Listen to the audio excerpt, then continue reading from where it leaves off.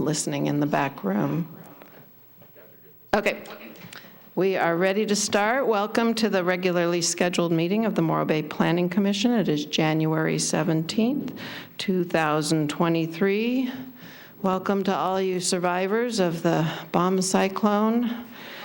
And we will start with a moment of silence. Thank you.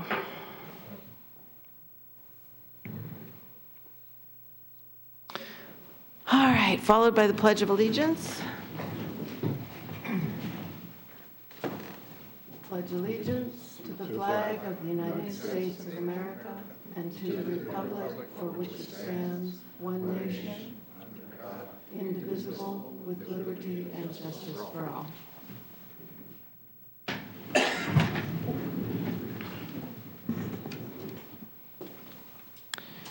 All right, do we have any Planning Commissioner announcements this evening? Joe, no, this direction? No. No, excellent. All right, moving on to our consent calendar. We just have our current and advanced planning and processing list. That is a receive and file unless anybody has anything they'd like to pull on that. Nope. Okay, we will receive and file. And we'll move right into our public hearings. Oh, excuse me, first, public comment for anything not on the agenda. Sorry. Anybody have any comment for anything not on the agenda this evening? I see one hand up. Come to the podium, sir.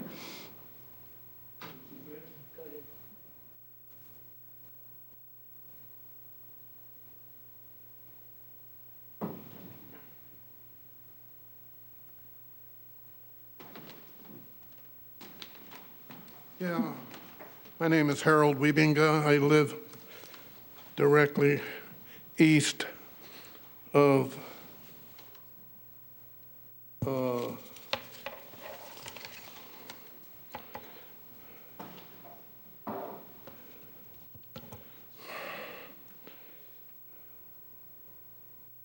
Perrys, who have applied for a permit to knock their house down and rebuild. I'm completely new at all this. I don't know what to do, and I've seen the plans of the Perry intention, and would like to notify you that Kathy Novak will be representing me from now on, and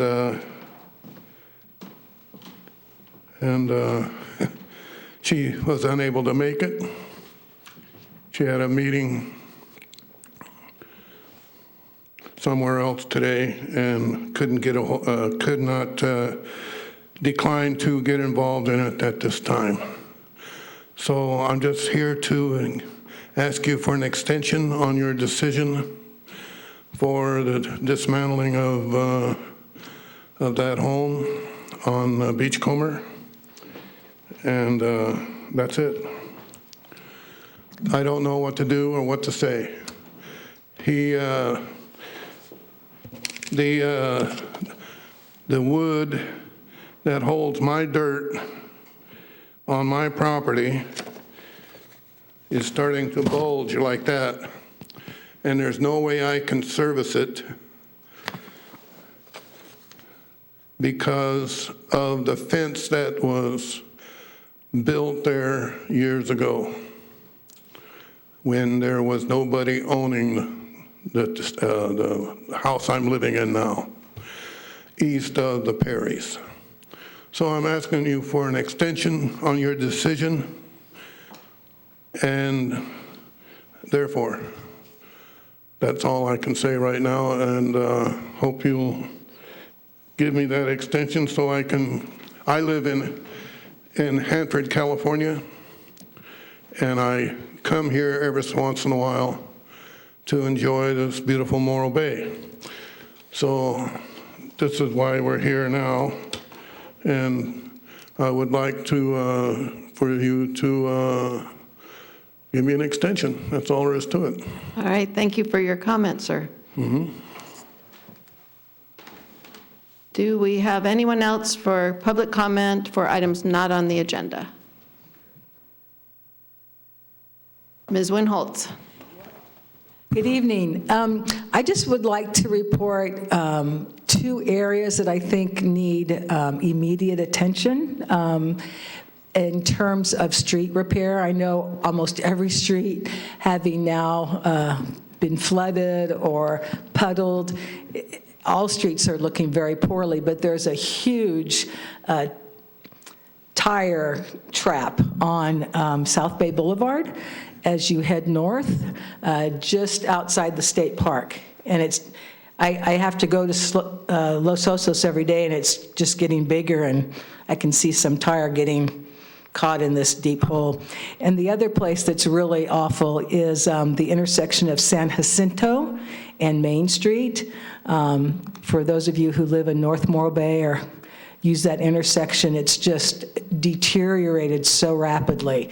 And there's several of these huge chunks of asphalt that are missing. Thank you for that.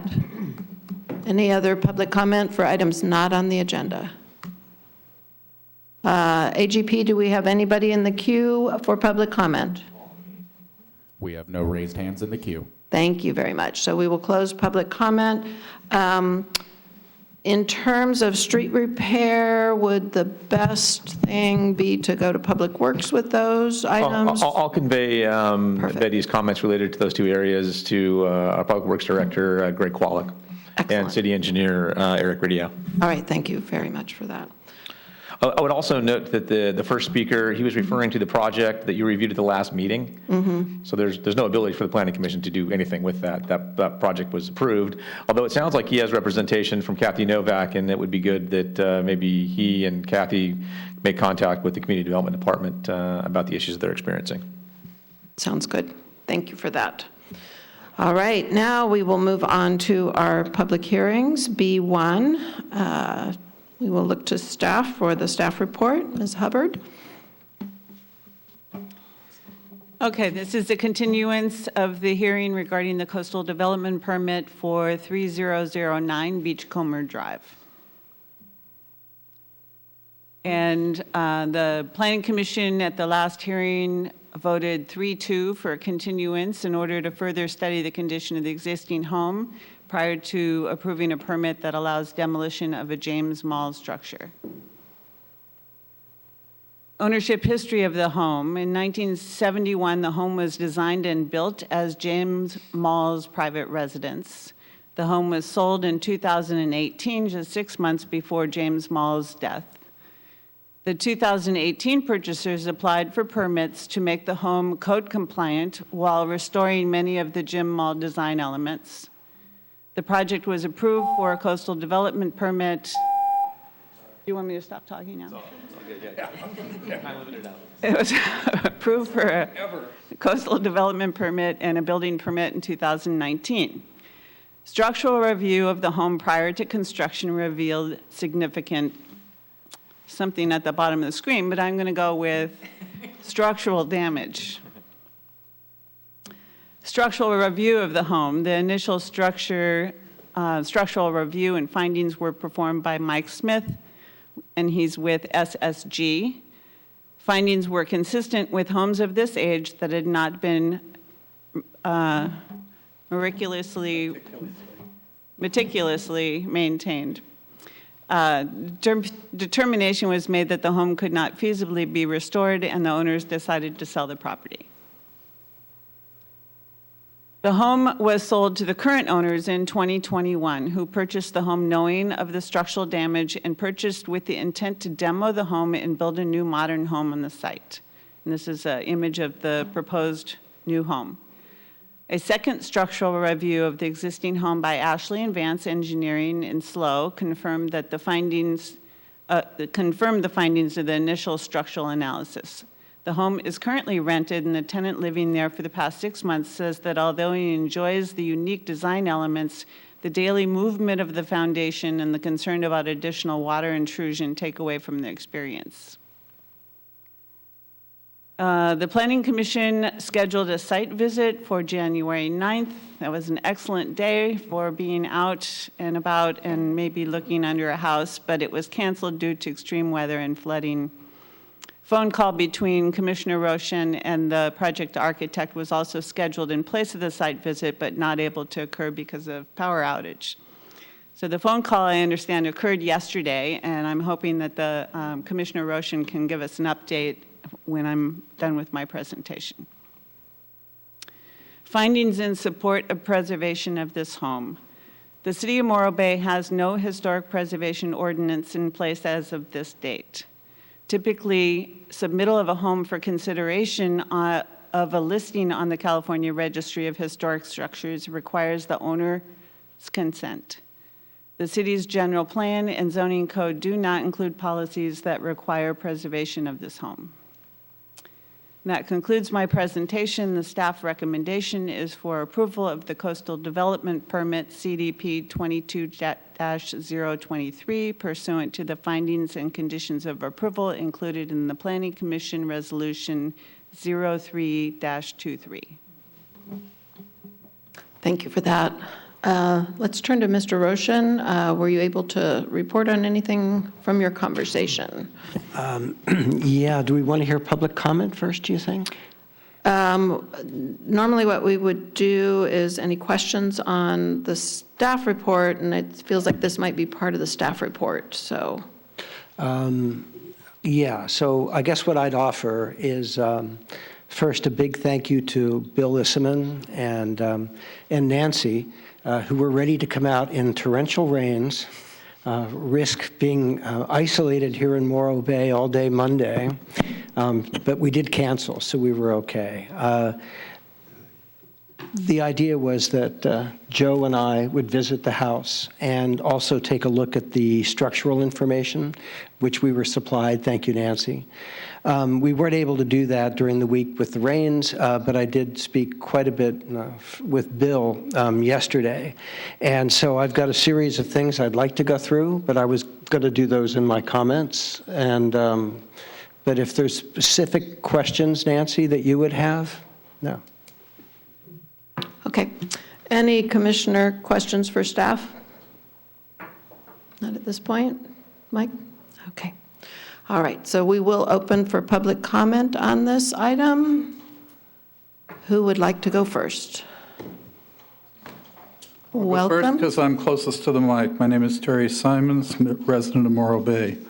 I've also been a resident of the county for over 50 years. I have two fundamental issues. I don't quite understand a CEQA historic evaluation report on a CEQA determination that's exempt. I'm not going to go any further on that. My biggest concern as I've looked at this project, and particularly looking at the history of it, is that while the building itself has failed, the original site planning was, I felt, very appropriate to our local conditions. I'm concerned that an out-of-town, particularly someone from Texas, might have a misunderstanding about local conditions, and I would point specifically to the living room and the outdoor area, both of which face right into the severely prevailing winds. I think that it's a shame that a house like this, that's clearly going to cost well in excess of $1 million to build, may be partially uninhabitable because of its poor orientation to both solar and prevailing wind conditions. Further, looking at the plans to the degree that they're shown in the staff report, the living room seems to be favored with a spectacular multi-panel sliding glass door that opens directly into the northwest winds and only a few feet from the sand dunes. And my own experience of living in the South County on the Strand is that when the wind comes up, the sand picks up and moves, and it comes right into the building. Additionally, the original mall design had the building on a raised foundation. This current design appears to be on a slab, which means it's going to be on grade, which means there's a very real possibility that there will be a 1 to 2 foot sand dune washed up, blown up against the side of the building where that sliding glass door is. I know it's late in the process, but at least construction hasn't started, and I hope that we have a mechanism someday where this kind of local knowledge can be given to applicants and architects that may not have the local experience or even see the site the same way someone like myself does who's spent a lifetime doing this kind of development. Thank you. Thank you, Mr. Simons. Welcome. Good evening, Barry Brannon. I'm a Morro Bay resident. I also live on Beachcomber, and we talk about local knowledge whenever you're sailing a sailboat. Well, I feel I have local knowledge in the resident, and I'd like to back up what Mr. Simon says. We have a wonderful deck right on Beachcomber. We live at the corner of Beachcomber and Sicily. We can't use that deck. We love it, but the wind blows just all the time. So if you're not on the south or have a south porch, you can't use it. We have a wonderful south-facing backyard. So I would like to reemphasize Mr. Simon's comment. They're really prudent. The first thing I saw when I saw the beautiful plans, it appeared to me that the house was upside down. And that's all I would say to the applicant. Local knowledge is very important. I've won a lot of sailboat races because I had local knowledge. I'd like to pass it on. Thank you. Thank you very much. Anyone else for public comment?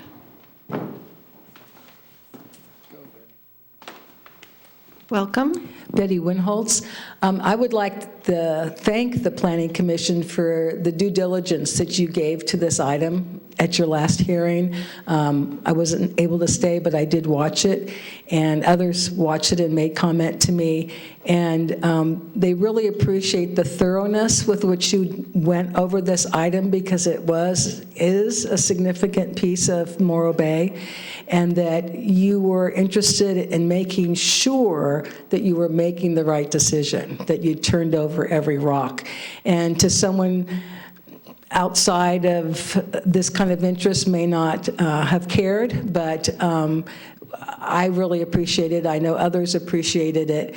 And I don't know what kind of resolution. I assume we're going to come back to the same place, but at least we know we did everything that we could. So thank you. Thank you.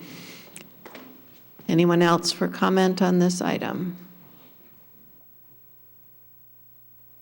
Seeing none. AGP, do we have anyone in the queue?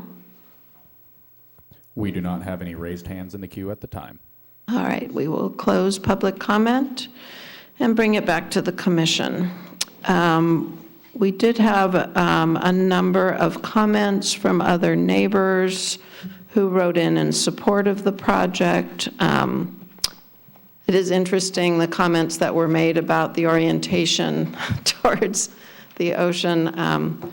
Some of you may not know that historically in Cayucas, the poor people had the homes on the beach side of the street where all the wind and the sand was blowing at them, and the wealthier people lived on the other side of the street because it was just much more comfortable there. I will let you know also that my backyard, where my big deck is sheltered from those winds, and it's sunny and 10 degrees warmer than the side that would face those prevailing winds. I suppose that's why people would build screens. However, we're not here to do the architectural review of this project. So back to the commission. I would be interested in hearing what engineering or structural things you might have learned in your investigations, and any other discussion items that the rest of the commissioners would like to bring up. Sure. So let me kind of offer what I learned speaking with Bill. I'll start real quickly, and thank you, Betty, for the support and the fact that we tried to work hard at this. I think the issues were that we had just lost the Little Red Schoolhouse the month before, and we were worried that here we're losing another Morro Bay gem. And so to work hard at it, we wanted to look at the structural issues. We were hoping to visit the site. And we also wanted to come up with what sort of options we might have to work with this applicant. Knowing that there is no historic planning ordinance in place, And so my understanding was almost anything the applicant offered was going to have to be volunteered. Again, I'll start with a thank you to Bill Isserman and to Nancy. We worked hard. I did look at the structural issues. It's a very thorough effort that the structural engineer did. It's very convincing. Bill talked to me for an hour going over the options. And one reason I thought this is a worthwhile effort to do in the public is that this is an opportunity for us to look to the next one as well. What kind of process do we put in place? What's missing? And how do we find a fair balance? The Planning Commission wants to balance property rights with, let's call it, public worth, public value. And so historic buildings here in Morro Bay are part of our community, so we want to do everything we can to be sure that this was not an option, to see how to save the building. Talking with Bill, I brought up a number of issues, and these are things that I think are worthwhile saying in the public forum. One is to nominate this building is a possibility for historic registration. And I actually feel, I've had great experience with other folks where we can get experts to come in and do this nomination pro bono. They'll do it for free because they understand the value and worth of such an important structure. The reason the nomination is a help to the applicant is with tax credits, you can have considerable savings. You can save as much as 20% or more on the construction cost as well as the soft costs. Let's say the cost of this building is $1 million, that's a substantial savings right off the top through tax credits. The other thing that I mentioned to Bill is I did reach out to a number of locals to sort of see, is there community support for this house? Quite a few people thought yes. The fact that the community support would be not only to politically support it, but maybe even financially support it is an option. The other option is to relocate the structure. This is not the best of options because when you relocate a historic building, it loses its integrity quite a bit by the relocation. It's also not inexpensive, and you still have to restore the building once it's moved, and you have to find a site for it. But Bill said the owners were willing to consider that. Third thing is to talk about documentation, which has been done to quite a bit of an extent, as-built plans, photographs. So the outcome of our conversation was Bill felt the applicants are traveling in South America, I think, right now. Not easily, you can't get a hold of them too easily. But Bill felt they would be willing to meet with the Planning Commission, which would, I think, be the subcommittee that's been doing this, Joe and I, to talk over some of these options. That being said, I think because all of these options are voluntary, the applicant is not a local. The applicant, I think, has a large family, 6 kids. Not sure that this home fits their needs. I'm willing to spend the extra time and see if there isn't some resolve, but I don't see how this commission can enforce any of these opportunities with this house. That brings me to maybe the most important point, is one reason that I wanted to raise this up and the commission is so concerned about it, is that we have to work on this if we want a historic ordinance in place. That is the only way we're going to have the ability to fairly negotiate with an applicant, and it's fair for the applicant. The applicant should know in advance that this building is important. The applicant needs to know in advance when they buy it that, they're not going to get hit with a side glance, that this is something that they can plan for, they can work around. So I think the outcome for this, for me, is there's lots of things in the community's efforts, but it does need to start with a historic preservation ordinance. I'm excited about that. I think the commission will support that. On the agenda today, our next item is to have a discussion around historic preservation. One of the things that interests me is that historic preservation is kind of an unknown. A lot of people are afraid of it. And what I'm hoping is that the Planning Commission's job is to be in between. We are neither all preservation or all property rights. We want to see if we can find that middle ground that preserves the quality and character of our town, but also supports the rights, property rights of our residents. So we'll have that discussion in the next item. My feeling right now, and the motion I would be prepared to make after discussion, is that we should approve the staff report with the one condition that we do get to review the documentation, that we do get to comment and make sure the documentation is complete. Also, that if we could meet with the applicant, I think that's of value, to talk about the possibility of relocating the building. Or if the process goes through, I'd like to make the condition that they can't remove the house from the site until they're ready to start the project. So that just ensures that we don't knock down the house prematurely and then the site sits there vacant. That's a common condition that I've seen on many planning commissions. I don't think it's asking a lot, but I do think it just means that it has to be a real process before they tear the building down. So that's sort of the thoughtful outcome that we had. I wish I could have visited the site. I really would have liked that.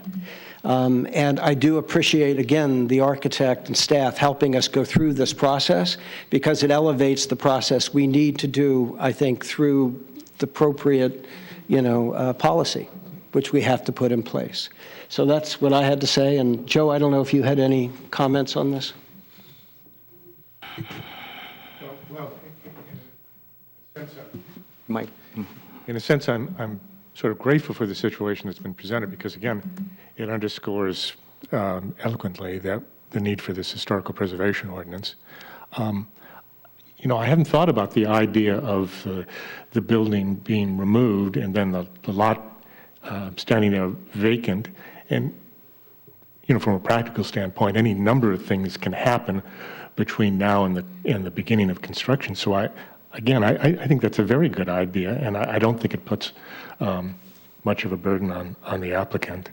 And I would hope that we do get an opportunity to talk to them about the condition of the property, before they start putting a shovel to the dirt and all that.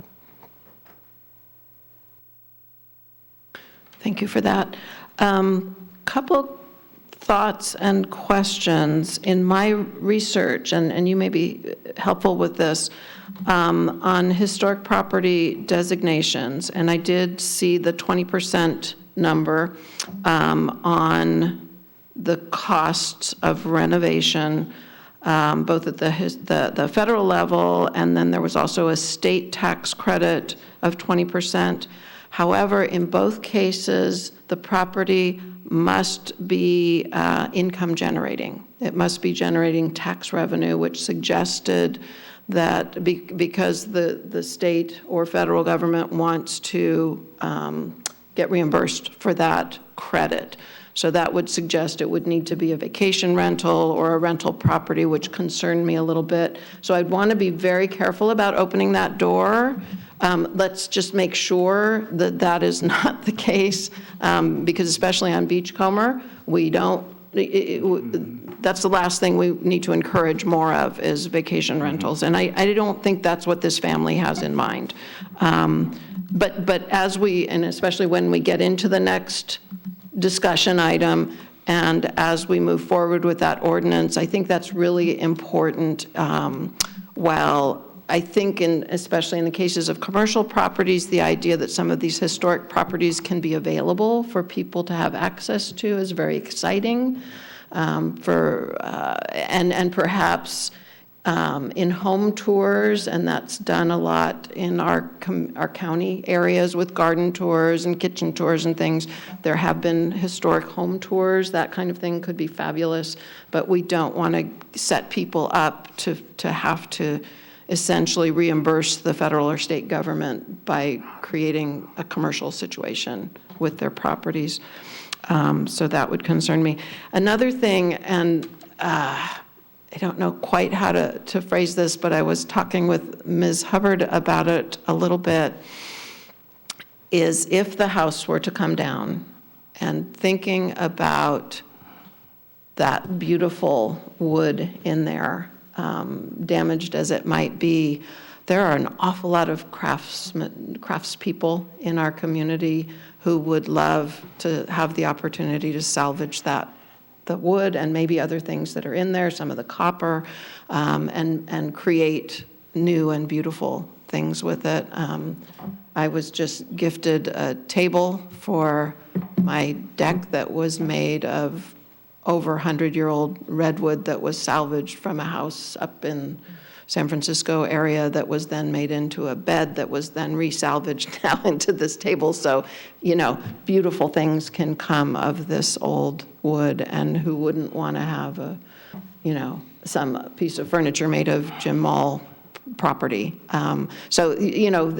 Perhaps that could be another condition that could be added, if and when this property is demolished, that there be a way to salvage as much of the timber as possible. All right, any other? If just a quick response, if I Sure. could. Whenever historic tax credits are involved, there are experts who know how to set that up and do it.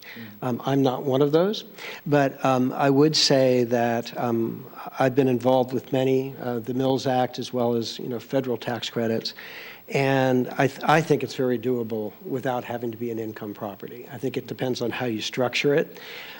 So I would say that's an option. I think the idea of salvage or even the idea of partial relocation is an option.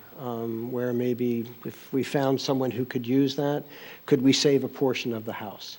And if the applicant is open to that, that's kind of going to depend on who wants it, right? Who can go in and do it. But I'd be happy to kind of push for that. Mike? Yeah, and I just want to dovetail on what Bill just said. I said, by saying financial incentives are great, but they're not the primary, finding that we make in preserving history. That has to come from something else, another process. I mean, saving money is always great, but that's not how we make decisions. What we need is an ordinance. We need a tool that helps us preserve our history. We don't have that tool as of right now. All we're trying to do by making even this motion is to let the applicant go forward with what they're trying to do and try to be a progressive planning commission and trying to preserve our history at the same time, possibly. There's no guarantee that's going to happen, but that's the best we could get. And the applicant has stated that they're willing to try to work with us. So that's where we're at. So I would support that motion without tying the hands of the applicant, letting them move forward, but trying to preserve our history. That's why we did what we did the first time, right? One way or another, be it move it, be it preserve some of the wood, be it whatever. We're going to preserve something, I hope, in this process. But the applicant's not required to do any of that based upon the findings we make. It's nice that they were willing to work with us in that continuance and think about some of the options Bill has talked to the applicant's rep about. That was very nice of them, and that's all we were trying to do. We were never trying to stop the applicant from moving forward with their project, and in fact, I think it's a great project. Some of the other items that have been brought up, such as how it was designed, again, that's not, we're not going to stop an applicant unless it's against our design guidelines, right? And that's what staff does for us. So again, I'm glad people brought that information forward because it may help the applicant. And they can always pull the plug and do some redesign on their own, but we're not going to stop that process, especially if it's been through staff. They've reviewed it, they've approved it, and they're saying to us, approve it. So I don't want to stop them as well on the design because that's their design, right? That's what they've come up with and they're willing to do. Now, if it's done wrong, then at least somebody came forward and said, you may want to reconsider that. So I like that, the fact that people came forward with that information. But that's it. That's all I wanted to say. Thank you. Thank you, Mr. Rodriguez. Ms. King, have you got anything? Discussion right now? Or? Yeah. Yeah. Just to clarify, so if someone makes a motion to move forward with staff's recommendations, then we can tack on some of these recommendations to the owner Yeah, For conditions. conditions, yeah. So what does that look like exactly? We're not approving some kind of special variance or anything, but what is our leverage, I guess, for? We just approve it with conditions, and if the applicant doesn't like it, they can appeal it. But if we come to what we think are reasonable conditions, which I've already vetted with the architect, I think we're not slowing down the process. Sure. Just to clarify, it's not that we can require the applicant to do things, but we can put It's a some of these requirement. conditions No, that become a requirement. Okay. I think one requirement is definitely the documentation of the house. That's required because it was identified as a locally significant historic property. So, and most of that documentation has been done. So, yeah. I was just trying to get clarity on Yeah.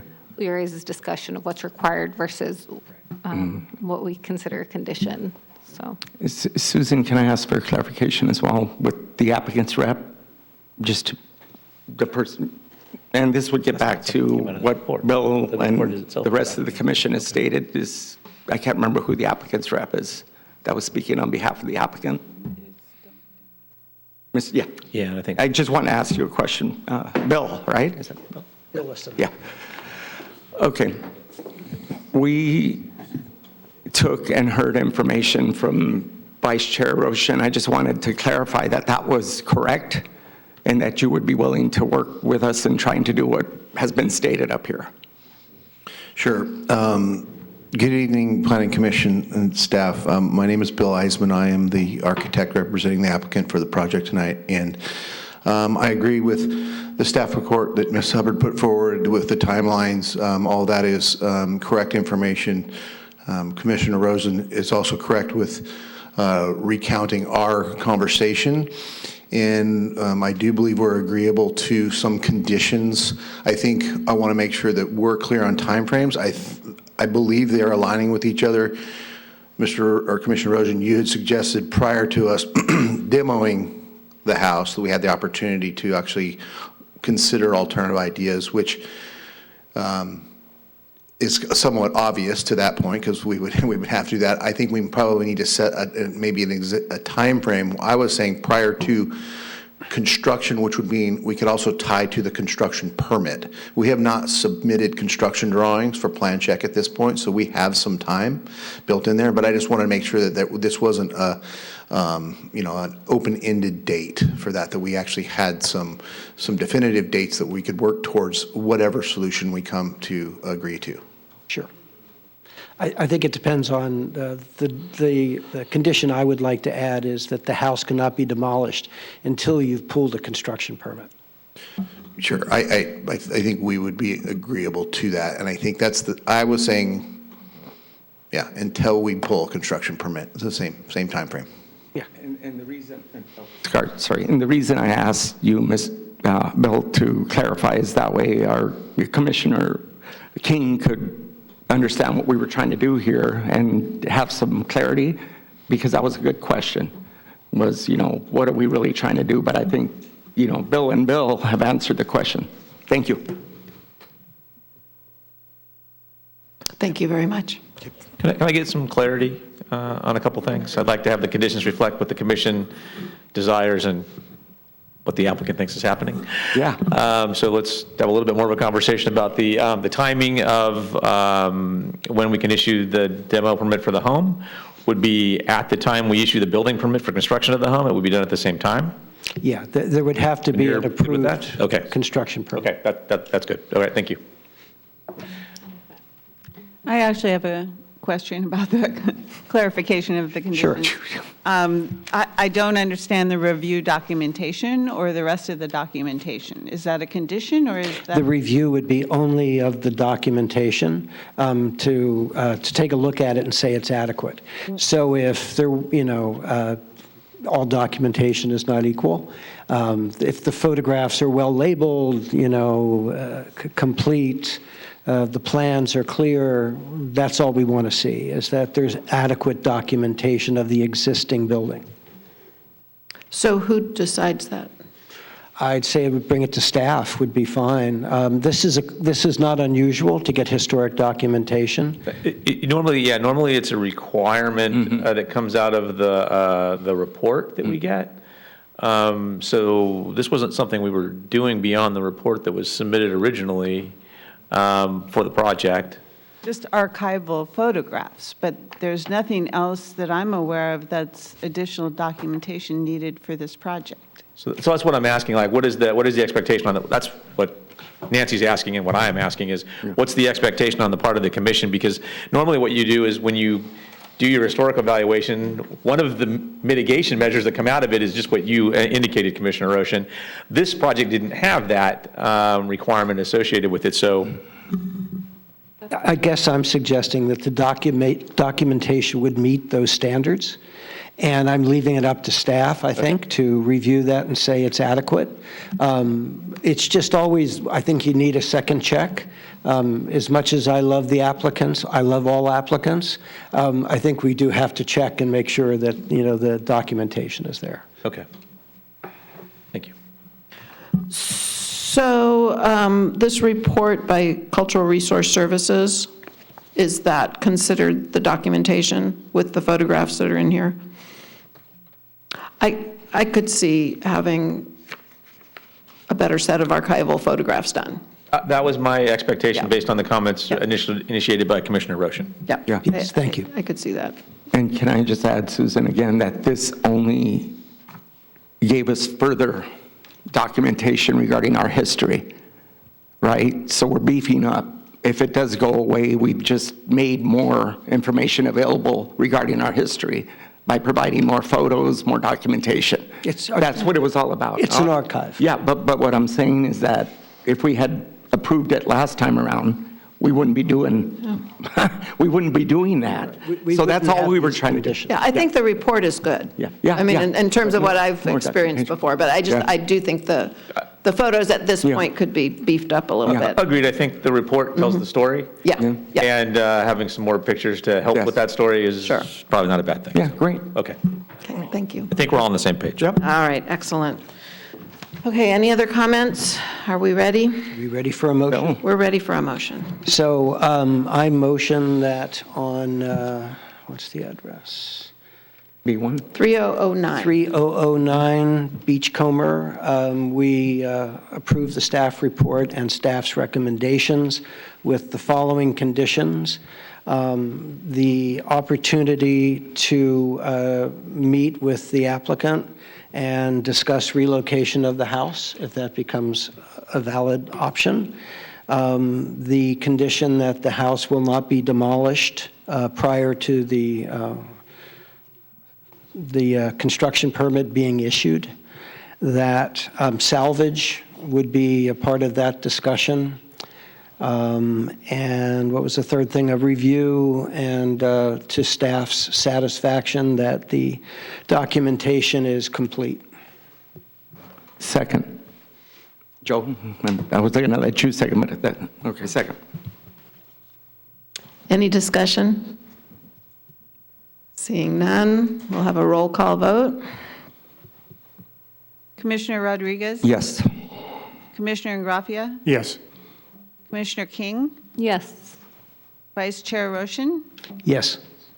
And Chair Stewart? Yes. Thank you. Thank you, everyone, and thank you to those in the audience who spoke on this and to those in the community who wrote about it. Can I ask a really quick question? You may ask a quick So question. when that documentation of historic properties gets archived, does it live in the FOIA world, or is it accessible to the public? Is it available at the library? I think No. there was copies required to be provided to the Historic Society and also copies to be available to the city. And the city can, I think, choose how they want to display archive file. And maybe as part of this larger discussion that we're going to have here under the next item, it wouldn't be a bad idea as the city moves down the road potentially towards development of a historic preservation ordinance that we actually have a web page where some of this information could live, because that would be a great thing for the city to have. Great idea. Yeah, so, yeah. And at the library, it's a good idea. Yeah, we could do that as well. Yeah. A thought occurred to me, and I don't want to muddy the waters with this issue. It's already sufficiently complex.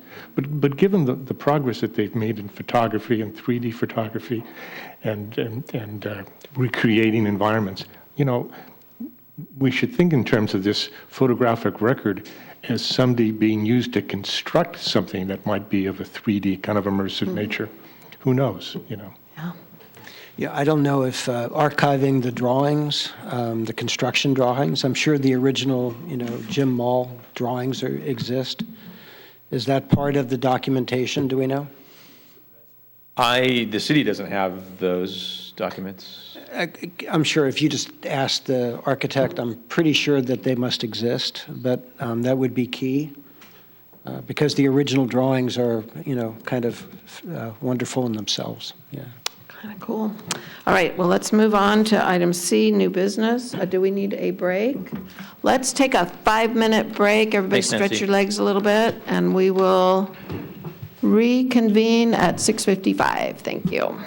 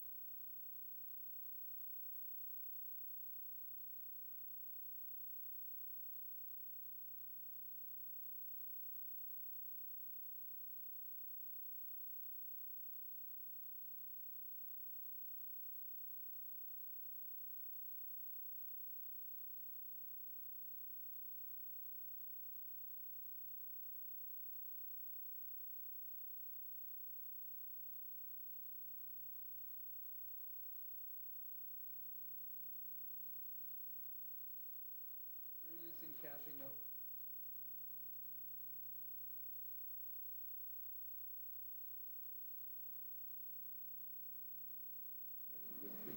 the original PG&E plan. Yeah. All right, everybody, we're going to call it back together and get to our new business item, C1, discussion of the historic preservation ordinance. We do not have a staff report on this. However, there was a group of people, a committee that had gotten together and pulled together a draft ordinance that I hope everyone has had time to look at. Really some great work that was done by a group of people. I know my name is listed on this, and I'm really going to say right now, really it was everybody else. I sort of looked at it and said, "Atta guys, you keep going, it looks great." But there were some really good minds on this, and I just personally felt it was a really important project to be done. And I'm really excited that we're finally considering it today. So I think what we'll do is open up for public comment, because I know that there are people here who have been waiting. So who wants to go first? Mr. Silloway, who is president of the Morro Bay Historical Society, welcome. Thank you. I'm glad to be here. Good evening, Planning Commission, staff. I am so happy that this is getting onto this discussion and that we're going to be talking about this.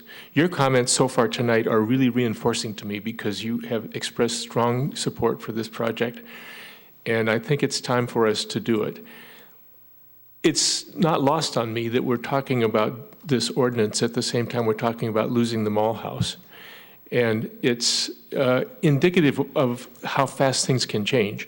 We have some properties in this city that are worth preserving, or at least we can try to preserve them, and we should do that. We need a process. You've talked about that. And it was in our general plan update that Scott worked on for so long, to have a whole program that includes an inventory, the ordinance, the Mills Act, and different kinds of components of a program that will help us to identify the properties that are worth preserving, or that we think are worth preserving, and then set up a structure so that we can try to do that. I do want to say that we started, the Historical Society started this, working on a draft ordinance in March of 2019, and we concluded that work in December of 2019, and finally, pandemic delays got it to the city in November of 2020. We haven't really revisited it. We are learn by doing people. We are, on our group, we have great people, but we didn't have any professional historic preservation folks. I do want to recognize that group, though, because we owe them a lot of thanks for their time. The roles I'm giving them were their roles in 2019. Michael Lucas, he's a professor of architecture at Cal Poly and a Morro Bay planning commissioner. Kathy Novak, principal of Kathy Novak Consulting and a former mayor of Morro Bay. Jeremiah O'Brien, former president of the Morro Bay Commercial Fishing Association, a member of the Morro Bay Harbor Board at that time. Ron Reisner, who's a principal in Ron Reisner Consulting, was the chair of the Morro Bay Harbor Board. Myself, Joan Solu, who is a director, current director on the Historical Society Board, and Susan Stewart, for all her modesty, is a great help to us on all of these things. You can see these are great people, and we put a lot of work into putting this draft on place. Because we're not professionals, we don't expect it to not change significantly. We just want to be part of that discussion, and we offer ourselves to be part of that discussion in any way that we can facilitate or help. We have a lot of time in it and a lot of commitment to it. So please think about using us. I will say one thing about the general philosophy that we adopted in this is to make it private property becoming part of the designation based on voluntary performance. There's no mechanism in what we submitted that would force people to participate or take it out of their control. We do suggest that the city needs to be looking at an incentive program to try to get people to want to preserve these projects. I think what Commissioner Roshan said earlier, there's a balance between preservation and the rights of the person who owned the property. In the Historical Society, we have a little saying, preservation with progress. And I think that that captures what we're trying to do here. So thank you. One last comment. Jim Maul did a lot of buildings here in Morro Bay, and you can see 3 of them on the Embarcadero right next to each other. Marina Square, the Salt Building, and the Garden Gallery. You want to see something of his, go down and look at that. And then there's a hidden history panel on the Salt Building that is a little bit about Jim and Bev Maul's life here. So thank you. Thank you, Glenn. Mr. Simons? Thank you, Madam Chair. I'm back. Terry Simons, Morro Bay. I don't have a lot to say on this. I did send a letter to the Planning Commission that basically expresses my feeling that while the Historic Preservation Ordinance has been ongoing apparently for 5 years, I don't quite understand why that hasn't happened.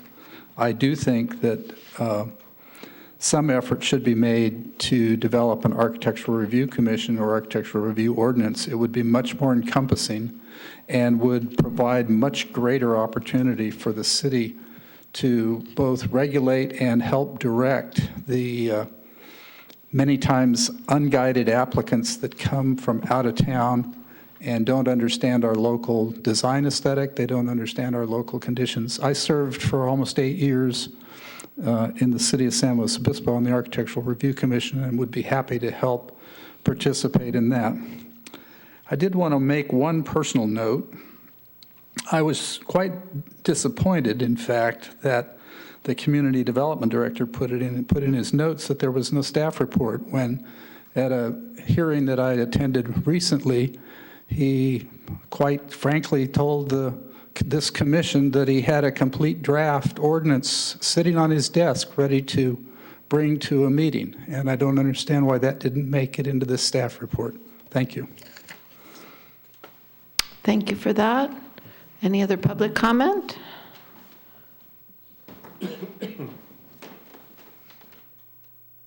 Evening, Commission. Eric Meyer, Morro Bay. A preservation ordinance is something that isn't very well understood by the general public, and I would appreciate that the Commission and/or the Community Development Director discuss some of the benefits of a preservation ordinance, because I think a lot of people are maybe fearful if they're a property owner. But in many cases, for instance, with the Mills Act, I myself on a property that would have been valued at $1 million and thus have a $10,000 a year tax bill. After a Mills Act certification of a property, that tax was reduced down to $2,000 a year, with the understanding that the difference, the $8,000, would be used for the upkeep of the property. And so that's a big deal for a lot of people. That's a lot of money. The other thing is when you start to introduce the idea of preservation, anybody who doesn't want to preserve their building suddenly decides, I'm going to tear my building down before this thing goes into action. So it may not be too exciting to everybody, but there should be some discussion about, is there any way of temporarily having some sort of structure that prevents the immediate demolition of structures that we might otherwise be unable to protect. And you guys are also talking about documentation. I know that on the Mall House, there's a tremendous video that a realtor named Natalie Tartaglia did about that property and I don't know who owns or has the rights to that video, but if there is, and I also don't know who and where this documentation is being held. Is it held at the city? We talked a lot about the documentation. We didn't say where it goes. If you're going to describe documentation, you need to also say it's going to go into X, be the city, be it the Historical Society, be someplace, but not just talk about it ephemerally, because it might just go away. That's my comments. Thanks. Thank you.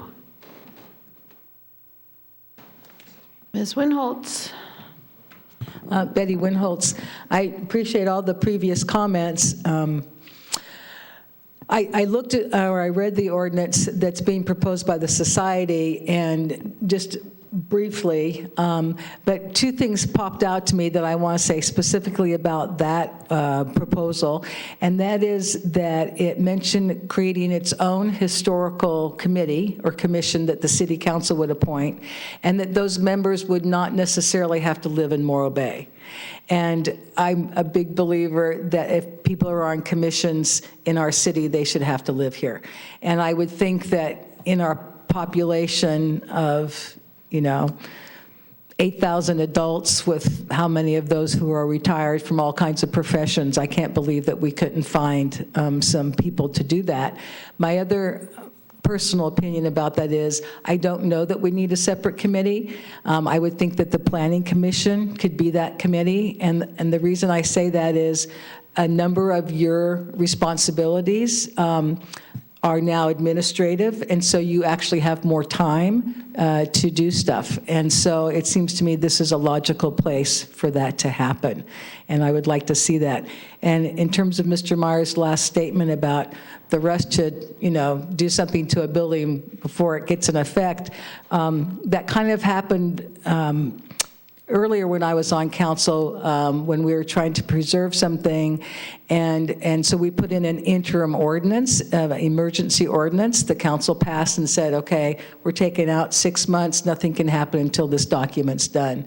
So maybe that would be one way that you could make sure that there's not a big rush, and not that there's a lot, and I don't know that people, this is just the beginning, I'm assuming, of this discussion, and that you guys will talk about it more than once, and that your recommendation is going to go to council, and they're probably going to talk about it more than once. So we're talking about a period of time here, and so I'm concerned about the interim. Thank you for that. Anyone else have any comments? Seeing none in the audience, AGP, do we have anybody waiting in the queue? We have no raised hands in the queue at this time. Thank you very much. All right, we'll close public comment. Couple things just in response to public comment. I will say that while staff did not provide a report, they did provide us all with the draft ordinance. We've had it for a number of weeks now. I think actually provided it to us. Gosh, we started talking about it at the end of last year, I think, and then had it again delivered to us. So Yeah, I've given it to you a couple of times. I mean, the reason it wasn't provided is because the council hasn't authorized you to work on an ordinance yet. Right, right. We need to, be careful about the things that we're doing. We're supposed to be working on things that are directed by city council in the way of goals and those types of things. I do, reading my crystal ball, think this is going to be one of the recommendations from the commission moving forward to city council. Right. But I don't like to get out over our ski. I don't want to get us out over our skis. Right. In case something else came up that the council felt was, But I do want to sort of appreciate that staff did provide us with information, and the public provided us with the draft ordinance as well. So, because we asked for it. And, but you're right, it didn't go out into the report. And we could probably, as the Historical Society, make it available to people who are interested in reading it. Could we not? It is online, correct?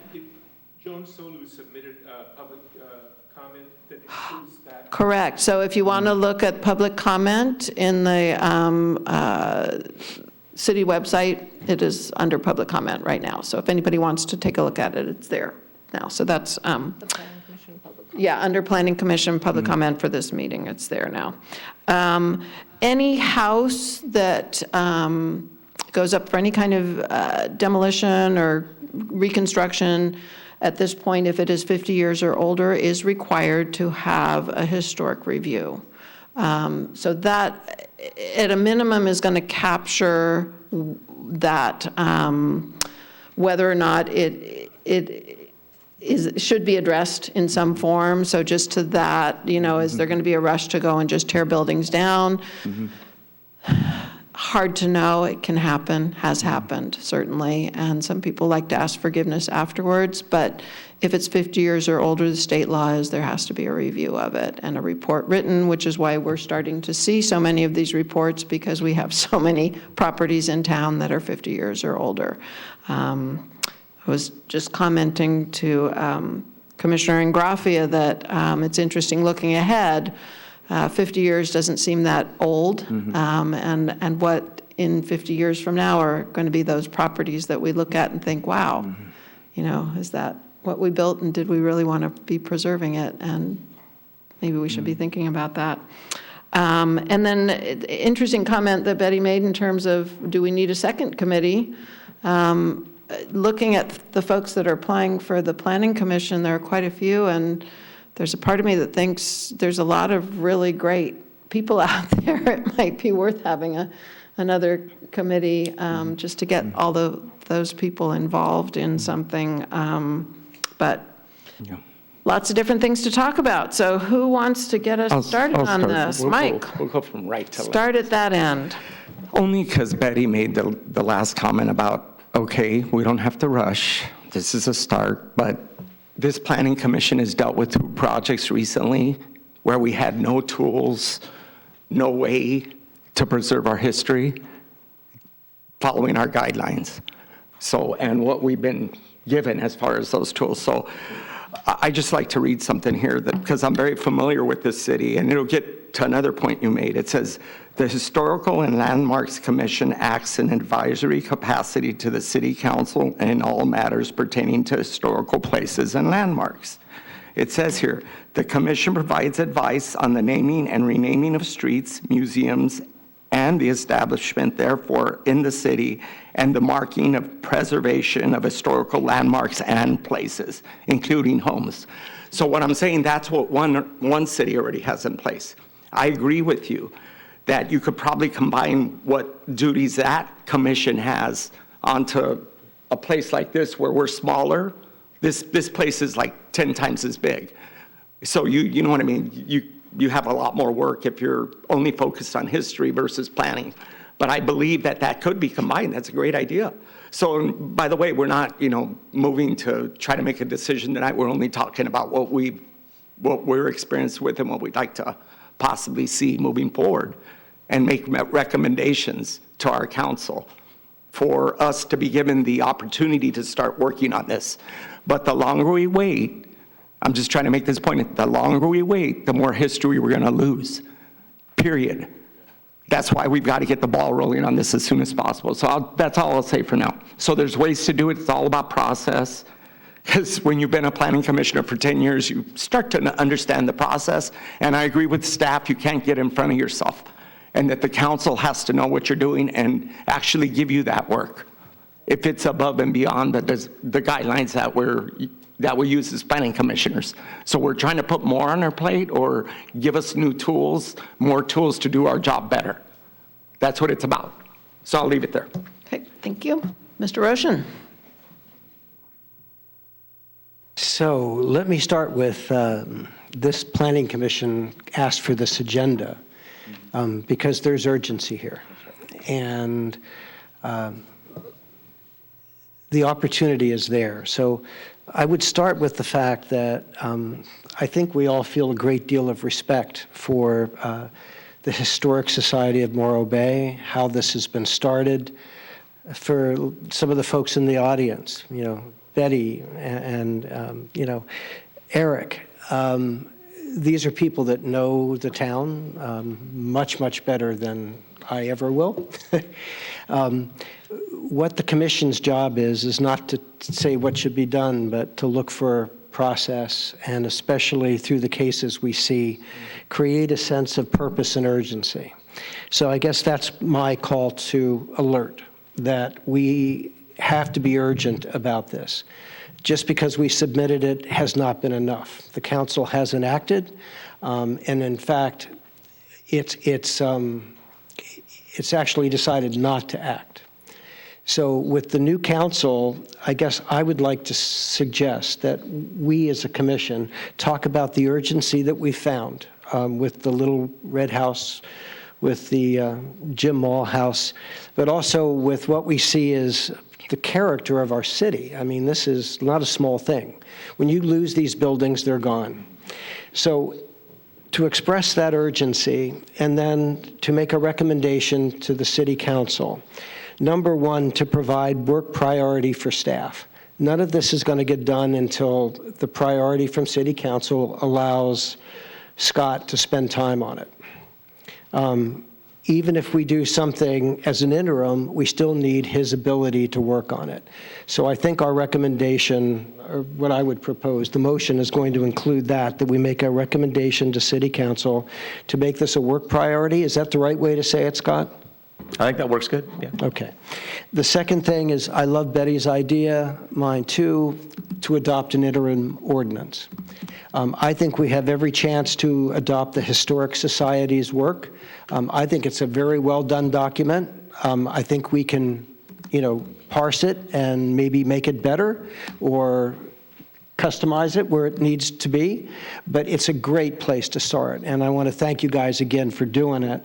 But I think we make the recommendation to City Council that we need at least an interim ordinance that stops, demolition. And the third thing I guess I would say is the Planning Commission, we can propose that this is not just a priority for us, but we want to alert all applicants that this is a priority, that if you're going to go through Planning Commission, please think twice about the historic nature of your building, think what that means.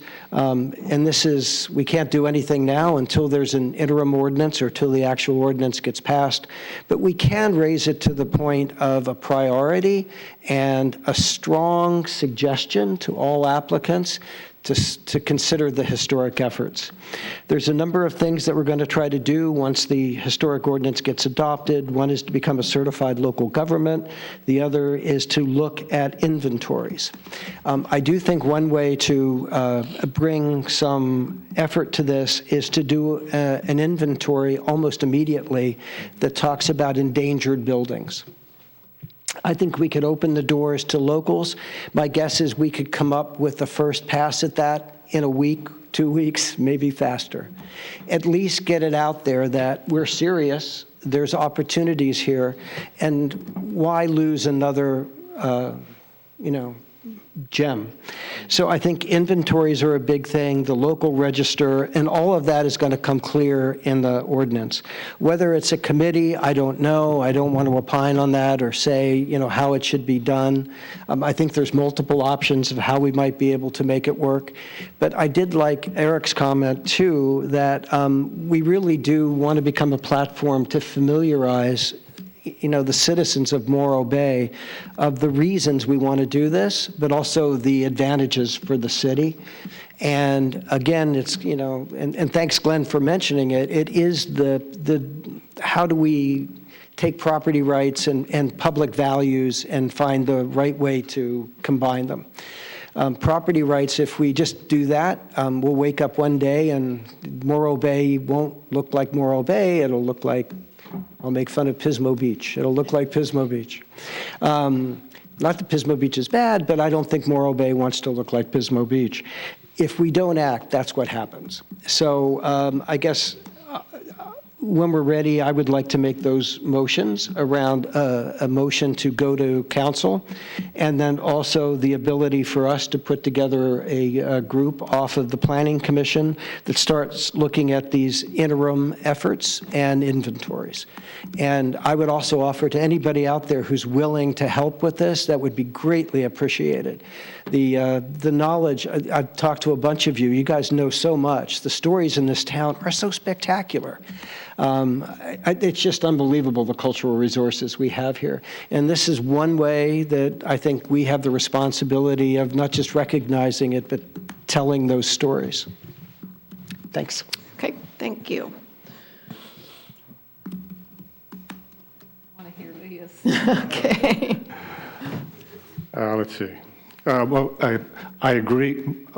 I agree with everything you said, but specifically, yes, we should ask that it be prioritized by the city council so that funds are available, and absolutely that there be some sort of interim ordinance in place to prevent premature demolitions.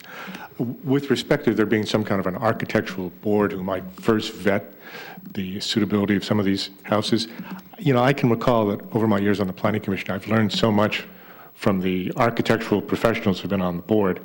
And I think we might lose some of the fine points if we didn't have people of that professional caliber on a board who would sort of lead us in that way. I don't want to devote too much time to the sort of draft of it. I will say a couple of things. Of course, we do need to sort of incorporate a Mills Act provision within our city to make that work. The draft that I read seemed to be a little bit vague in terms of the mechanism for how owners could resign from the register. I read it a number of times, and I'm left with the impression that if the owner decided to do that, they would simply make an application telling the city that that's what they were doing, which doesn't seem to me both a worthwhile or logical approach to take on that. I also note, I had the advantage of, I have a relative who manages the Office for Historical Preservation in Glendale. And so I was able to look at their city ordinance, and theirs has very specific provisions, the penalty provisions. And I see so often in city ordinances where, for whatever reason, the penalty provisions usually seem to be a little inadequate. And so I'd suggest that whoever is going to look at this more closely. And there has to do things with injunctions and the assessing the costs of investigations as to what's gone on in the property, as well as penalties of 2 and 3 years sometimes when there's an intentional or negligent violation. The other thing is that I think we should talk about this. Some of the other cities have provisions where it's not simply inclusion in the register by virtue of the initiative of the property owner. Now, I realize, this can be a controversial and divisive issue.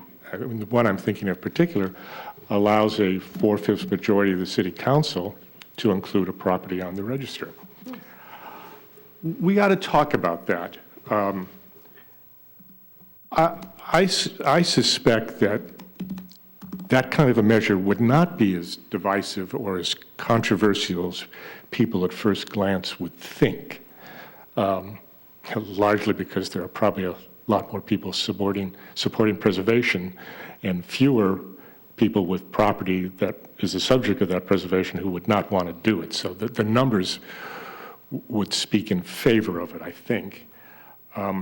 Certainly, anybody who wanted to appeal, an owner who wanted to appeal that registration by the city, I think it should be expense-free, so there wouldn't be any onus in terms of expense of him pursuing this in an appeal situation. I just, as Bill was saying, we have to weigh the rights of the owner versus the rights of the community to preserve some of these architectural treasures. So how could you make it a little more acceptable? And one thing is, sometimes you sort of weigh the standard of decision-making. Like you could say that the city council could vote to preserve a piece of property if the preponderance of the evidence supporting its preservation was, so the evidence was a preponderance of the evidence, so there was overwhelmingly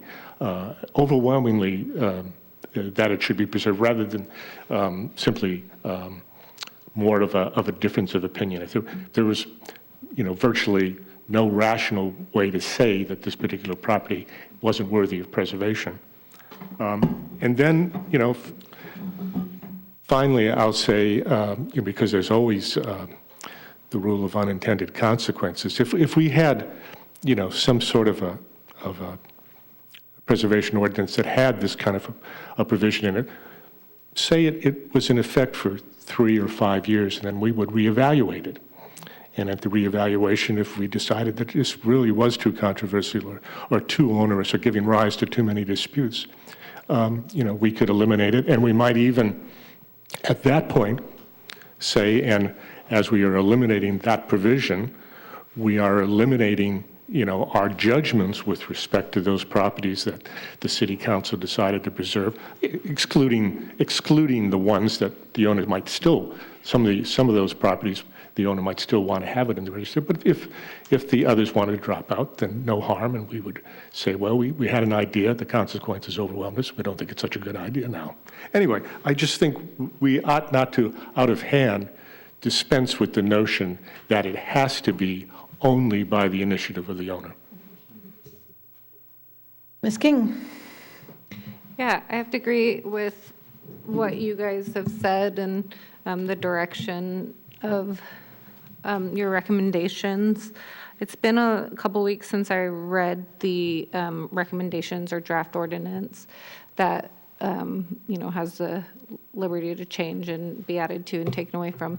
But what I can't quite remember is if it addressed or if any of our current policies address the environmental and social justice aspects that really need to be considered when looking at historic preservation. I know it's a little bit less of an issue in a town like ours, but often historic preservation can be used against projects that might be of a public benefit that benefits those that are more marginalized populations, underrepresented in government, or that need public, another kind of public benefit rather than historical benefit. And so I would just want to add that whatever ordinance or whatever recommendations we put forward, that part of those recommendations consider the literature and current analysis on the impacts of historical ordinances on marginalized communities. And like I said, I know that might be less of a concern in Morro Bay, but I think it's a really important precedent and thing to consider as we build out an analysis for a policy like this. Actually, thanks for that. I think that's really important. I would like to add into that, I think it's, okay, a couple things. We had brought this forward as a different commission, as a primary goal, and it was interesting to me at the time that it was a 5-0 vote as the number one goal of the Planning Commission brought forward to a previous council as the primary goal, and it didn't get a hearing on that. So I think it's important and interesting with a new commission and a new council. We'll see where it goes. And yes, there were a lot of important things on the table. We had a general plan to get through and a zoning code to get through and a lot of things. But those were largely the reasons why it didn't get moved forward. They wanted us to finish that. We've been working on those for years. So maybe this is the time. And again, as some people have pointed out, this is in the general plan to get this. 100% is in the general plan. Yep, it's there. So would definitely agree with that. I think it's also important the voluntary quality of it. The opt-in is important to our community, so folks are not fearful of it. But then I think also laying out those incentives is important in coming up with what those might be. I think it's also important to look at the different kinds of properties we have, so private properties, but also public properties and commercial properties.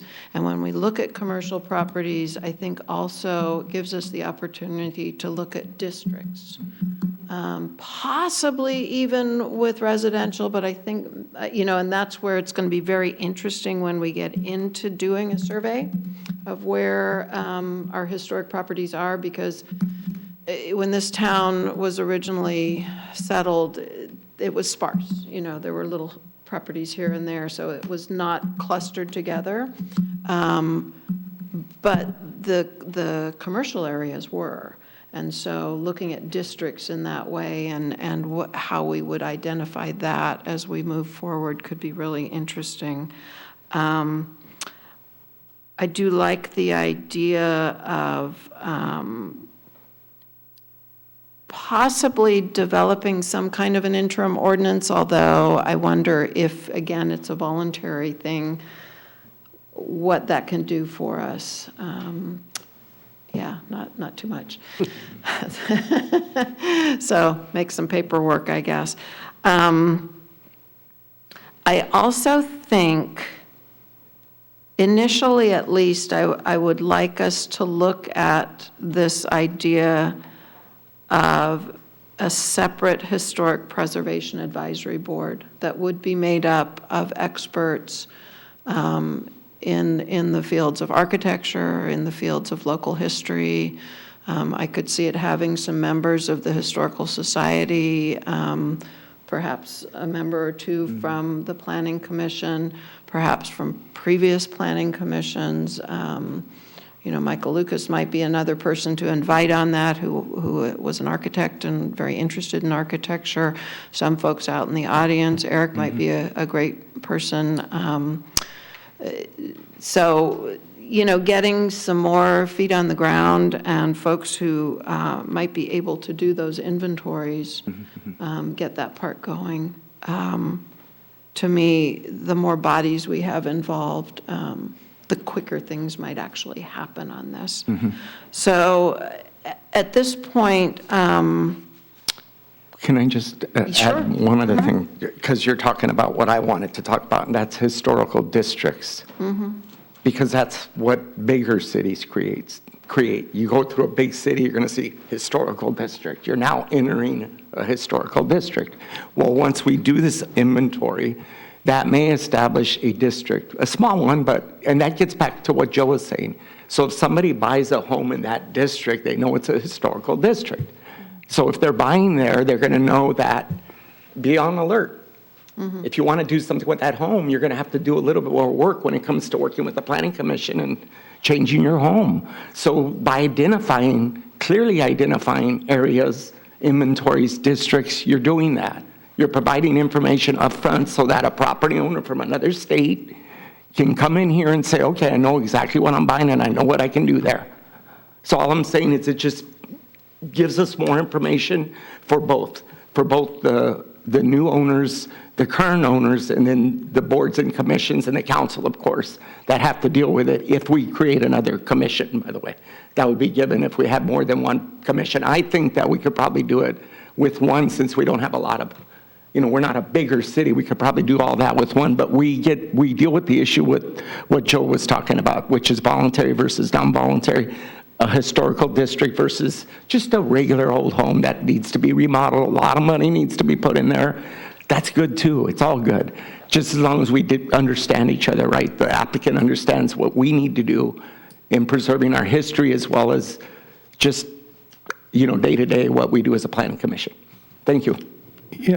I mean, I agree with that, but I also think that the district will probably have most relevance with respect to commercial properties. Again, the way housing has occurred in Morro Bay, I'm not optimistic that we're going to be able to find residential districts.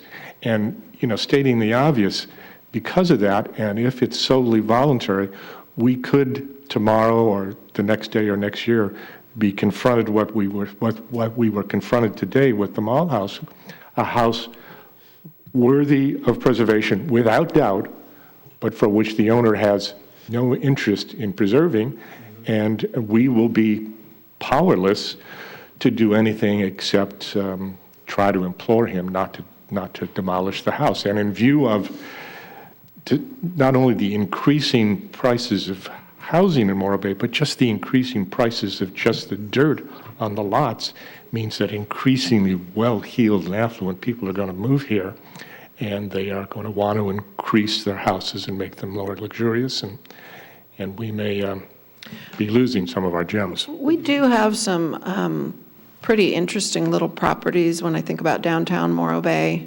which has a lot of really great older commercial buildings, but also has some of the oldest residential buildings left in town, right in the center of town, which are being used as vacation rentals right now.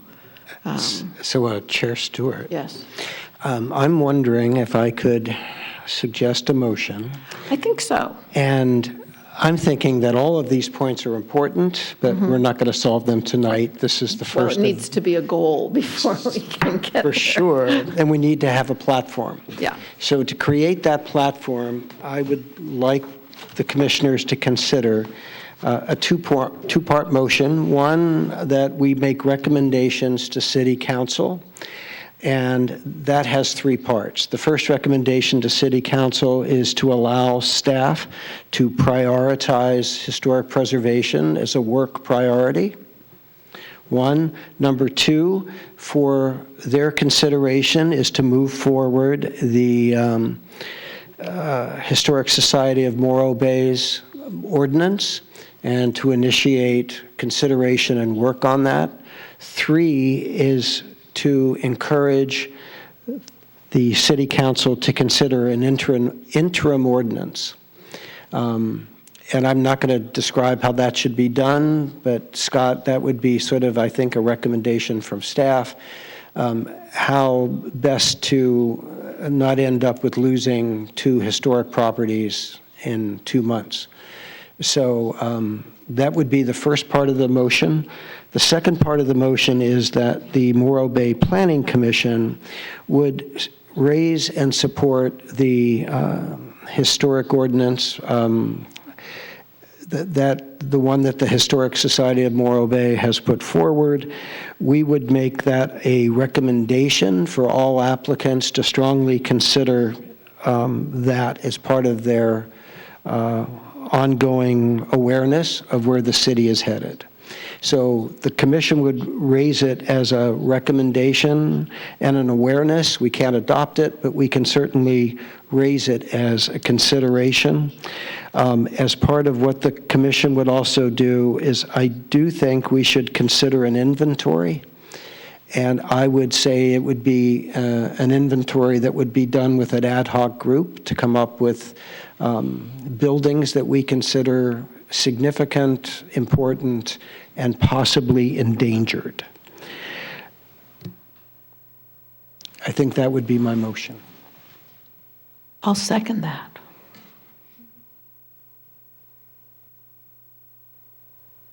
Any other discussion on that? I'm wondering, with that ad hoc group, could we include the Historical Society members of that? I think we would, if we move that forward, we would come back and Yeah. maybe at the next meeting sort of parse it. But I like that idea. Yeah. I just want to clarify this with the maker of the motion. So you had it a two-part, right? So the first part was the most important part, but, right? The motion to City Council. Yeah, so that was by far, that's our goal, is to get this in front of the council. Let's get something going. The second part is more of how to, or? It's about how we would raise the issue within our own That's purview. right. So how we do it, but by far, number one is, so I don't want this all to fail and die. So I support both, but I want to make sure we get the first part, which is the high priority thing there. If they don't like what we defined as how to. Okay. I would, you know what I mean? Because of, I don't want it all to die. Let's get the first part by far as the high priority, because some people might get caught up on. Well, you want to break it apart? Yes. So one reason I might not want to break it apart Okay. is I think we adopt this priority whether or not the City Council takes action. We get the opportunity to sort of make our opinion known around this issue. We cannot influence what Scott does, but we can certainly influence what the City Planning Commission does. Okay, and I want to talk to Joe, because you're there on this kind of stuff, but do you understand what I was trying to do, Joe? The first part by far is the high priority in front of the council. The second part is more of how does the Planning Commission do it? I think that's a little bit getting beyond but I support both, don't get me wrong. I just want to make sure we get it in front of the council and don't let it flounder again. Well, I like the idea of the Planning Commission speaking as one voice, and yes, I'm afraid I like Bill's defense of that. I do. So could I also, and welcome further discussion on this motion, of course, but also recommend to commissioners, I think it can be, I mean, obviously, we will be forwarding this motion, and Mr. Graham will make this report to council at the time that it's relevant to bring it up, but it's important to go to council meetings and, you know, speak as a commissioner, or as a resident of Morro Bay, or as a person who cares about Morro Bay history in support of this idea. So could this be on the agenda for next week's meeting? For the City Council? City Council meeting, or? Too fast. But no. No. No, this would be part of this would be added to the agenda when they have their first goal-setting session. Yeah. We're supposed to be Not going to the. before that, you don't think? No. No. No, I when mean, is this that? is the direction the council's given. I mean, they just adopted the goal-setting calendar at their last city council meeting. Is it March?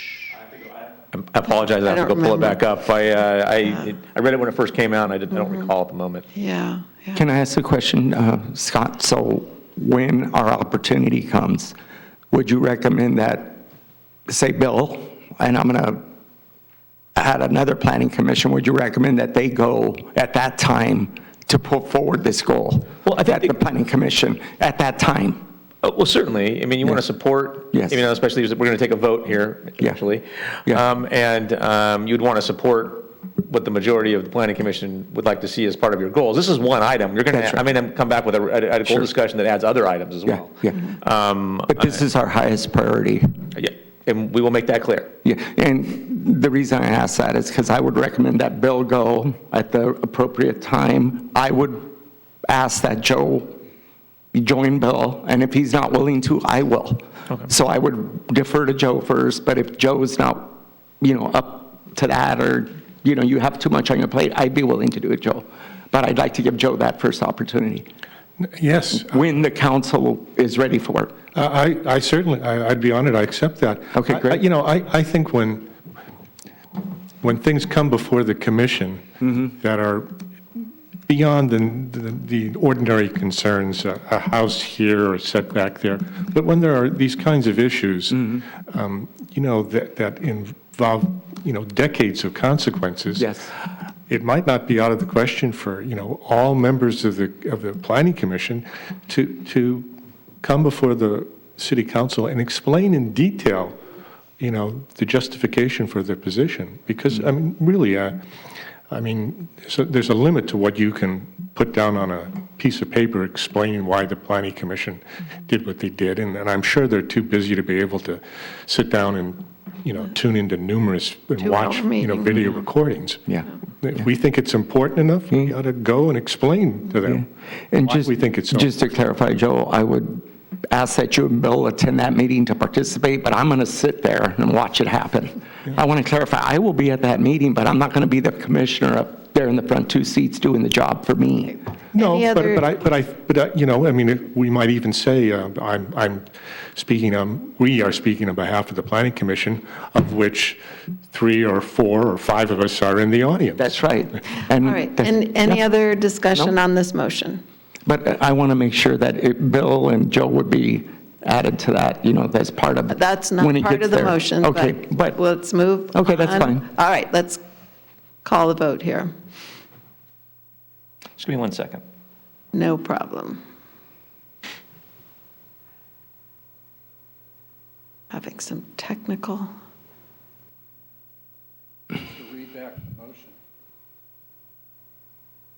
Yeah, do you want to read it back, Scott? Sure, we can do that.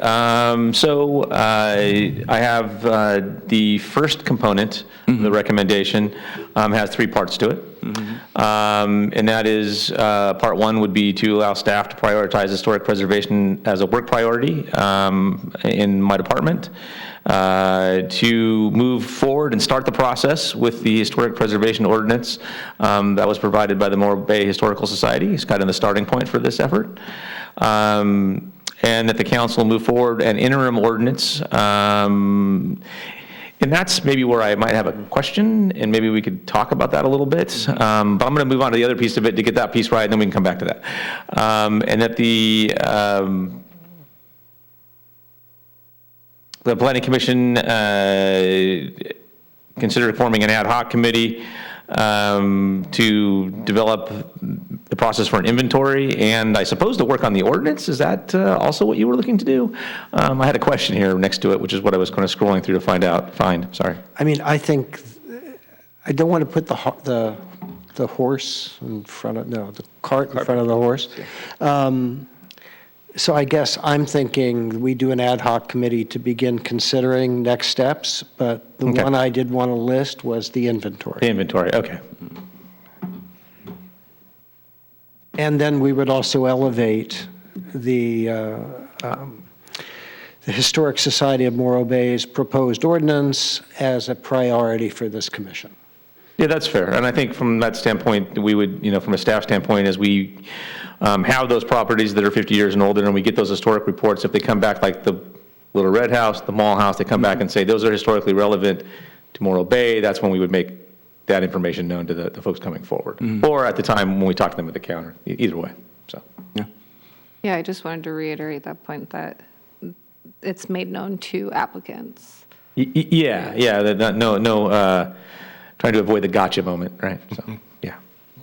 So now if we could actually go back to that third piece of the first part of the recommendation, the interim ordinance, would be happy to entertain some additional conversation on how I might describe that to the city council. Could we start with you? How would you, in your experience, what would an interim ordinance look like?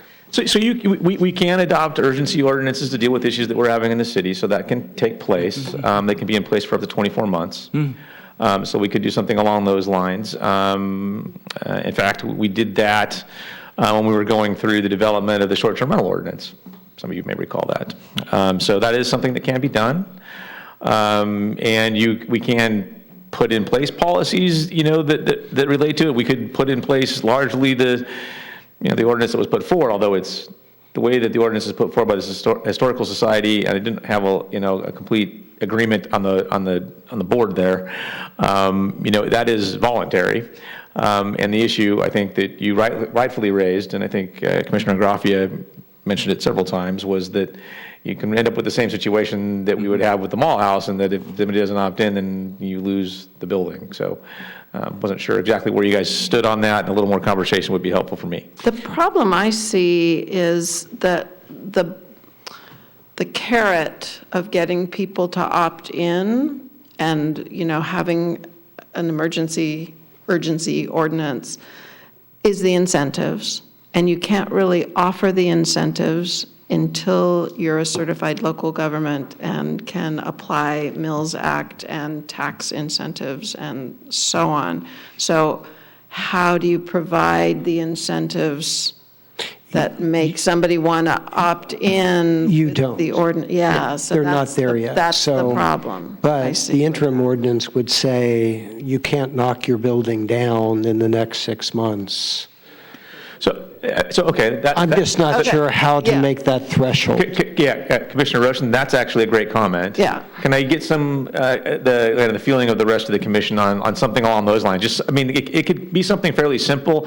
I have seen other jurisdictions do things like this. I just need to do some research on it to see if I can't find one that's kind of the right fit. So I would like to kind of get the feel of the commission. So on my that. fear, because I think there's a lot of fear-based action in the world, is that people listening to this meeting may get the wrong idea and rush to tear down buildings before anything happens, thinking, oh my gosh, somebody's going to go out and say it's historic and I won't be able to do anything with it. And so in some ways, that's what the interim ordinance, having even a year or avoid. two to say you can't do that until we have something in place to give you some carrots, feels a little, it it doesn't feel great because it's sort of making an assumption about human nature that isn't terrific, and yet at the same time, I worry because I know a lot of people react that way. Yeah, and I think, I've probably been the main contributor to that kind of fear by my comments today. I can imagine people will say, I don't want to have to deal with this in the future. I know it's going to be something that's complicated and probably will fall out to my disadvantage, so let's tear the place down now. So I think we have to do something to. So I'm happy, if the commission, will indulge me, I'm happy to come back at the next meeting, to bring back something that the interim ordinance might contain so that you have something to consider and really discuss. And it'll also give me an opportunity to talk to the city attorney's office. Our city attorney's office represents several cities in California, so they might also have some decent input along these lines. They certainly helped when we were doing the short-term rental ordinance and helping us out with our interim urgency ordinance that we passed down. So Scott, rather than... Could I ask you, when you're talking to the city attorney's office, to also, ask them about this whole idea of a city government-imposed registration, because I imagine other cities have dealt with that and the unjustified taking of property, and I'm sure we can avoid that kind of a claim, but I'd like to hear what he has to say about just how you structure it. Okay, I will ask him about that. I can definitely see supporting like some kind of time-banded moratorium, but I'm also curious how, as you're researching policy from other places, how do they, if we don't yet have an inventory, how do they qualify residents or buildings? That's very astute, Commissioner King. I was sort of one of the things I was trying to get my head around and to right fit it, because we don't have that. Yeah. And that's kind of why I maybe wanted to be a little more deliberate on that one item. Just so I could get my head around what it might look like and then where we would stand legally in doing something like that. I don't want to make a recommendation from the Planning Commission that goes to City Council and we're getting ready to go and the city attorney's like, well, we can't do that. So the motion that I made is to consider an interim, ordinance. And we're not writing it tonight. So I think the fact that you would come back at the next meeting and we could be more specific, whatever it might be, I think that's going to take some debate and some craft.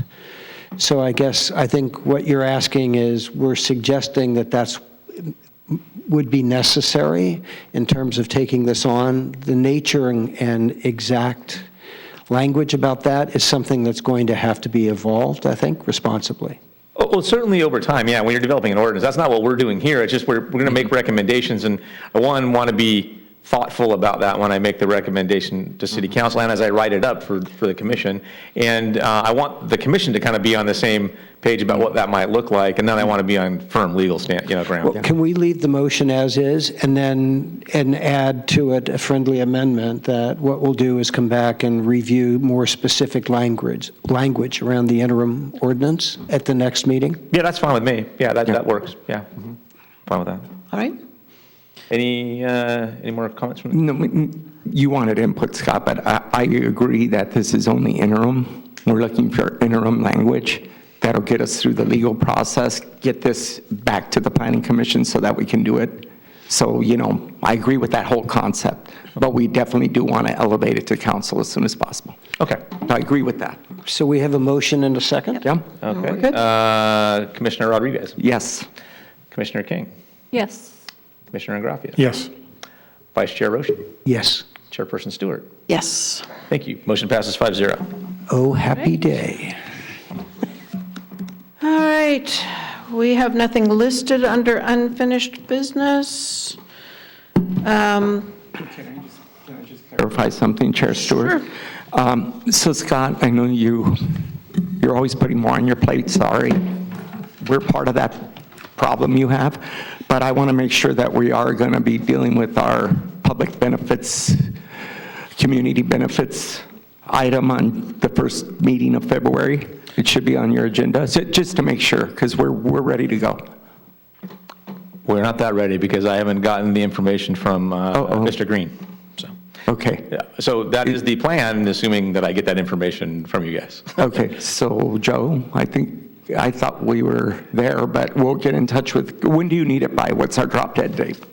That we will get. For the, let me look at the calendar, sorry. First meeting in February. Okay, first meeting in February is the 7th. So would have to have that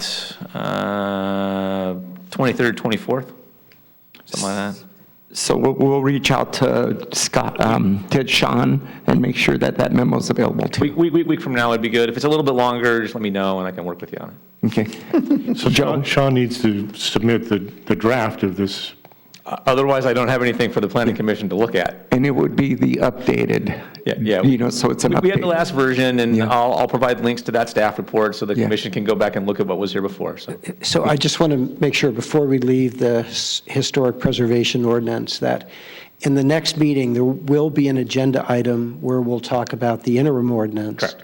And then we could also have discussions. One of the important things that I heard from here and I've heard from the audience is how we start engaging the community about what this is.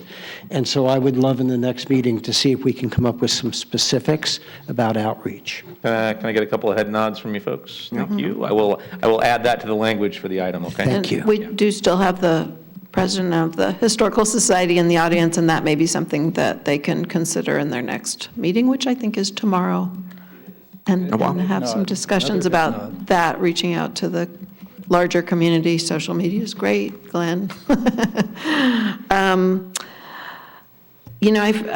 forgot that, Scott, I was going to have you quickly address the new wayfinding signs. There was a public comment on our emails. Somebody was concerned about how the signs were paid for. Yeah, I mean, that money is from like 5 years ago. Yeah, Economic development, one-time funds the city received and allocated towards that project based on a ton of outreach to our commercial community.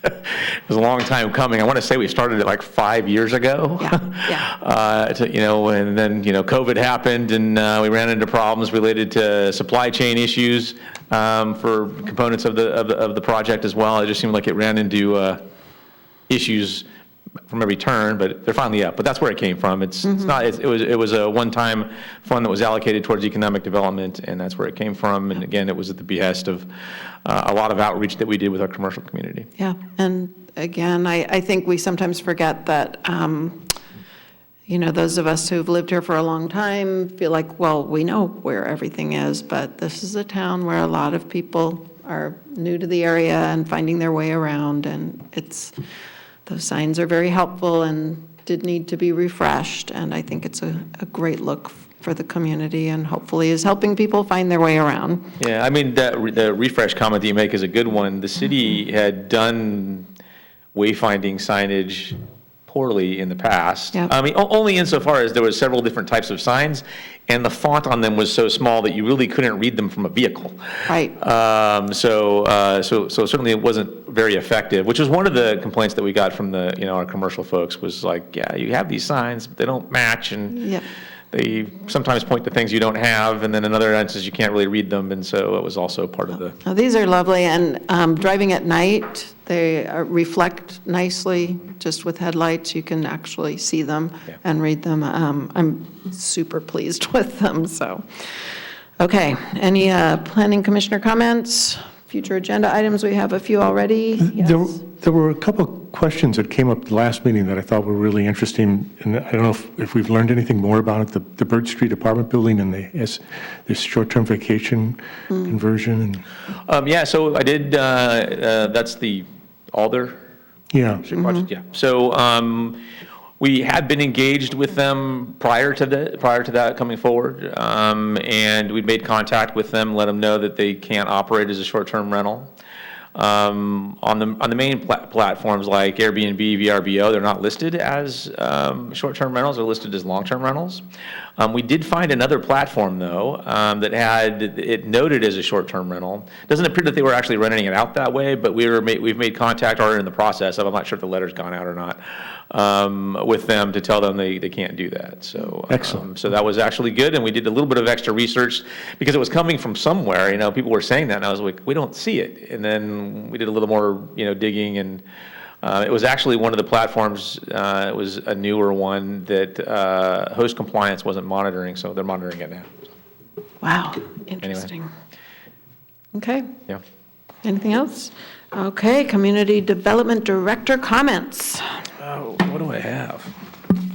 Madam Chair, if I could for just a moment, as this is your last official meeting, I just wanted to thank you for your service. Oh, thank you, Mr. Simons. I appreciate that. Thank you. Yeah, I think I'll take the opportunity to do the same thing. You know, I definitely appreciate the amount of time and effort you've put into the city, Susan, and it's, you know, the fact that you were willing to, you know, chair the Planning Commission. You were on our, you know, General Plan Advisory Committee, even ended up chairing that. I mean, your willingness to step forward in support of things that are happening in Morro Bay should be lauded, and I, for one, definitely appreciate your openness, your willingness to, you know, engage the community, work through the issues that the commission's had in front of them. You know, it's important that you have, you know, good chairs on your planning commission to do those types of things, and I definitely appreciate your serving on the planning commission, and I'm going to miss you. Thank you. I'm going to miss you too. And Susan, I just wanted to add, public service is a good thing, so I'm sure that your new community is going to appreciate getting you. So, thank you. Thank you. All right, I think we are ready to adjourn. Your next meeting will be February 7th, 2023 at 6 o'clock. Thank you, everybody. Have a good night.